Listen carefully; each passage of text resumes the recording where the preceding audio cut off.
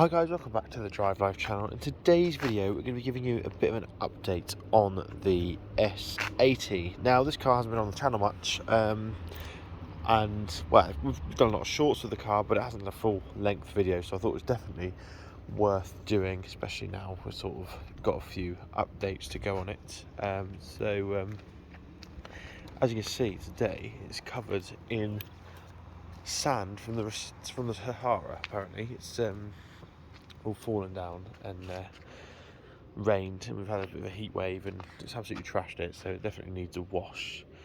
Yeah, as you can see, it's the whole thing is absolutely covered in sort of sandy dust. I don't know if you can see that, but yeah, very weird. But yeah, update on this car. So for the last year or so, this car has been used mainly for local journeys.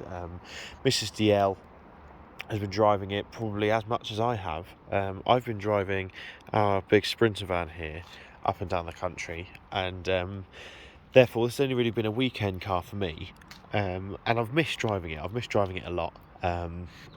Driving up and down to Surrey in the Sprinter van, you know, it's been great, but it's just not as capable as the S80 on a long journey. So I've changed things up. I'm going to be taking this car now up and down the country to Surrey. It's a 350-mile round trip that we're doing at least once a week, so it will definitely be getting a workout, and I took it last time I went down, so I got a pretty good idea of what it's going to be like, and it was fantastic, of course.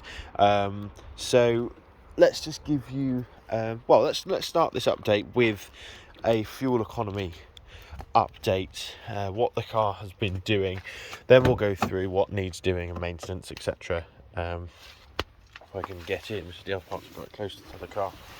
Oh, there we go. So she's currently on 131,926 miles, so that's going to start going up pretty quickly, which will be good. I enjoy putting miles on this car. It's just, so we've averaged 40.9 recently, and like I said, that's mainly short journeys. It's done one trip down to Surrey. Now, I did absolutely, you can see the state of this Saharan desert, Saharan sand all over the car. I absolutely decimated the fuel mileage because I was dragging a broken Jeep for most of the morning a few weeks ago. So fuel mileage was absolutely trashed, as you can imagine, towing a 2-ton Jeep where the handbrake stuck on. The Volvo obviously did fantastically, but it really did sort of clobber the fuel economy. So 40.9 isn't the best. This car on my run down to Surrey last week averaged 57, 58. So it's going to be very good, and that number's going to be going up, that average number. And what I'm going to do is I'm actually going to do a video on hypermiling this car to show you guys what it can get. But around town you can expect to get early 40s, low 40s, maybe even late 30s.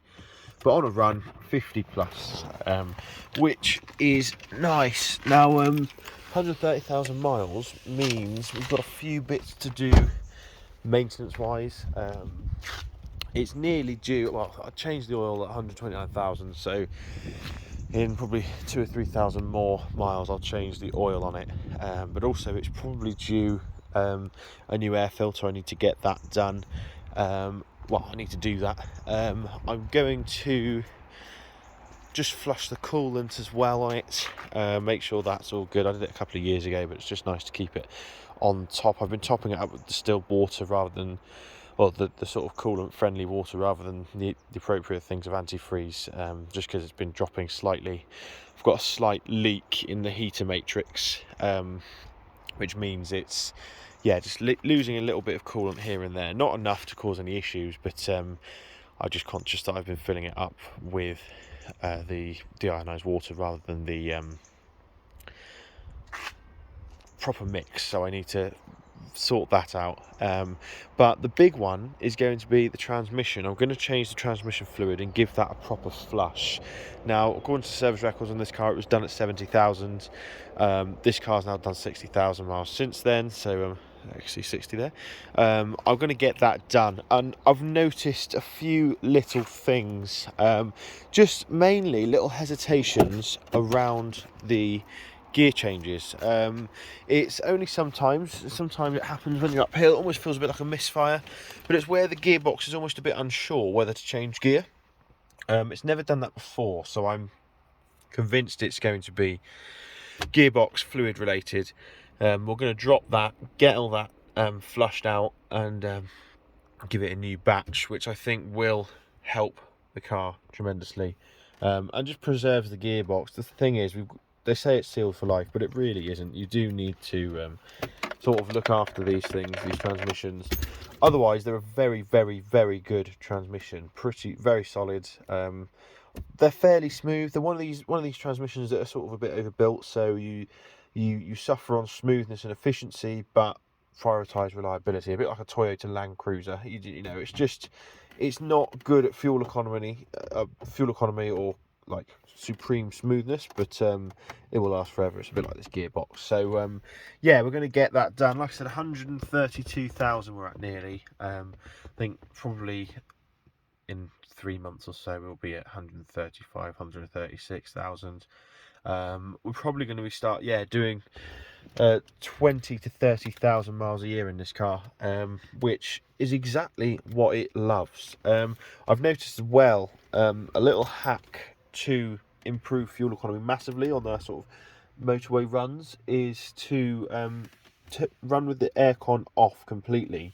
And what I do is, because I've got the wind deflectors, you might see I've just got the windows open a crack, like that, and that's how I drive, because it allows the air to leave, so you don't get any sort of, if there is any condensation, it doesn't build up. Also, when it's hot weather like this, I'm leaving the windows like that as well. Not concerned about security, because obviously you've got the wind deflectors, but it just allows you to all sort of moisture and everything, when the car warms up, evaporates straight out of the car. So definitely worth looking at. But yeah, overall S80 is doing brilliant. Oh, another thing I want to do is power steering fluids. That needs doing. It's a bit of a notchiness in the steering. I'm not sure that's ever been done. I can't see it anywhere in the service manual. So I think this car is just going to have a good going over and sort of a good checkup, make sure it's all okay and happy. But yeah, so overall it's doing very, very well indeed. It's eats miles, this car, as we all know they do, and continues to be perfect in every way. It just does everything you could ever need. So thanks for watching. Don't forget to like, comment and subscribe, and I'll see you next video. Cheers.